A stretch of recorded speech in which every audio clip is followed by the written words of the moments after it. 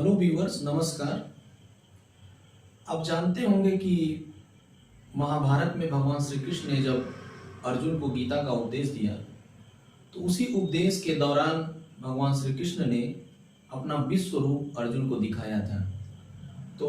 तो उसी से रिलेटेड मैं ये वीडियो बना रहा हूँ कि उसमें अर्जुन ने क्या देखा और भगवान कृष्ण ने क्या कहा था। क्योंकि बहुत लोगों के मन में ये भ्रम रहता है, वो ये सोचते हैं कि कोई बहुत पहाड़ जैसा शरीर था और उसमें कई हजार लाख चेहरे लगे हुए थे, ठीक है।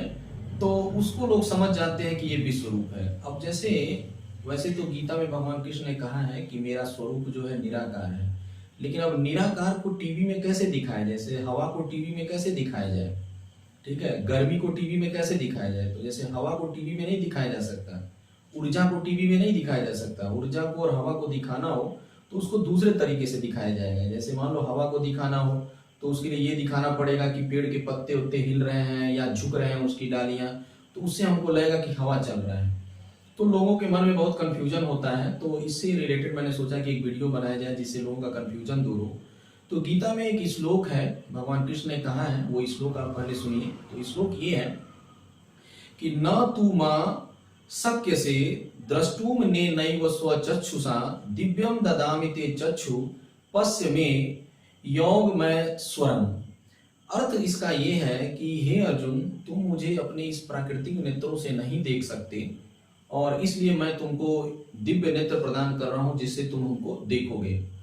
तो वो जो दिव्य नेत्र है, कई लोग ये समझ जाते हैं कि कोई ऐसा नेत्र दे दिया गया जिससे जो है संसार की चीजें, जैसे लोग देखते हैं ना दो आंखों से, तो लोग ये सोचते हैं कि वो तीसरा नेत्र ऐसा मिल जाएगा तो जिससे हम जो नहीं देख पाते हैं वो भी देख लेंगे। लेकिन ये सरासर गलत है। ऐसा कोई तीसरा नेत्र नहीं है जिससे हम जो नहीं देख पाते हैं वो भी देख लेंगे, ठीक है। इसका मीनिंग ये है कि जो दिव्य नेत्र की बात किया है भगवान कृष्ण ने, वो दिव्य नेत्र जो है ज्ञान का नेत्र है। ज्ञान का नेत्र जैसे मान लो जब हम डॉक्टर के पास जाते हैं तो हमको बुखार दिखाना होता है। हम बोलते हैं ना डॉक्टर से कि डॉक्टर साहब मेरा बुखार देख लीजिए। तो क्या बुखार कोई आदमी है कि डॉक्टर साहब उसको देखने लगते हैं? नहीं।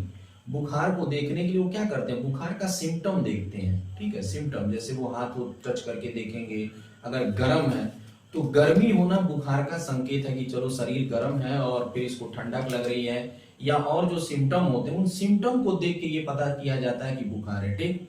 फिर जैसे मान लो कोई व्यक्ति किसी से बहुत प्रेम मोहब्बत करता है, तो प्यार मोहब्बत ये कोई वस्तु तो है नहीं कि दिख जाए, या कोई क्रोध करता है तो ये क्रोध तो है नहीं। अब तुम ये बताओ कौन से दिव्य नेत्र से तुम क्रोध देखोगे, कौन से दिव्य नेत्र से तुम प्रेम देख पाओगे, कौन से दिव्य नेत्र से तुम दया देख पाओगे। ये दया, क्रोध और प्रेम ये कोई वस्तु थोड़ी ना है, कोई आदमी थोड़ी ना कि तुम देख लोगे। इन सब चीजों का एहसास किया जाता है। जैसे प्रेम का एहसास, प्रेम कैसे देखेंगे, जैसे कोई आदमी किसी व्यक्ति के प्रति ज्यादा केयरफुल हो तो हमको पता चल जाएगा कि ये आदमी जो है प्रेम कर रहा है उसको। कोई आदमी किसी आदमी को मारने पीटने लगे या चिल्लाने लगे तो इससे पता चल जाता है कि वो क्रोध कर रहा है। वैसे तो क्रोध और ये प्रेम कोई वस्तु है नहीं। ऐसे ही जो ईश्वर जो है ना, ये दिव्य नेत्र का यहाँ सेंस ये है कि ज्ञान का नेत्र दिया कृष्ण भगवान ने अर्जुन को, मतलब समझ का नेत्र दिया। वो एक समझ दिए, एक ज्ञान दिए, एक तरीका सुझाए जिससे उस तरीके से हम ईश्वर को महसूस कर सकते हैं, ईश्वर को जान सकते हैं, ठीक है।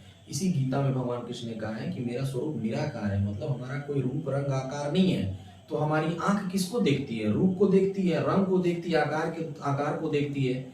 अगर मान लो दिव्य नेत्र भी होगा तो वो भी कोई चीज ही देखेगी ना।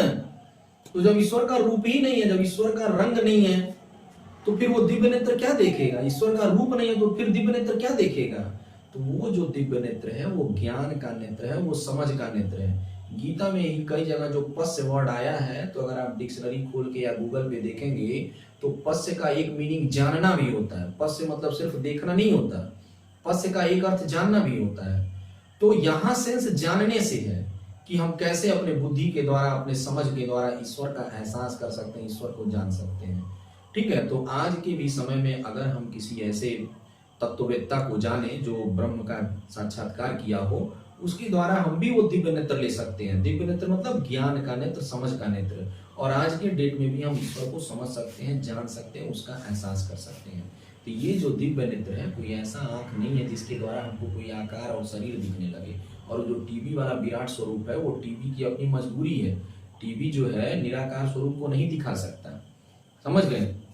और टीवी वाला जो स्वरूप है वो इसलिए भी गलत है क्योंकि जब अर्जुन भगवान कृष्ण के विराट स्वरूप को देखते हैं तो वो कहते हैं कि आप हर जगह हैं, दसों दिशाओं में आप हैं, ठीक है, नीचे पृथ्वी से लेके आसमान तक आप ही छाए हुए हैं।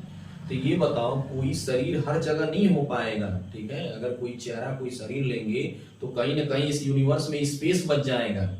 कोई चेहरा और शरीर इस तरह का नहीं हो सकता कि पूरे ब्रह्मांड में वो छा जाए, जबकि ईश्वर कण कण में होता है। तो ये जो दिव्य नेत्र है, ये आप भली बात समझ लीजिए, ये दिव्य नेत्र कोई ऐसा नेत्र नहीं है जिससे हमको कोई वस्तु दिखाई देने लगे। ये दिव्य नेत्र ज्ञान से रिलेटेड है, समझ से रिलेटेड है। Okay viewer.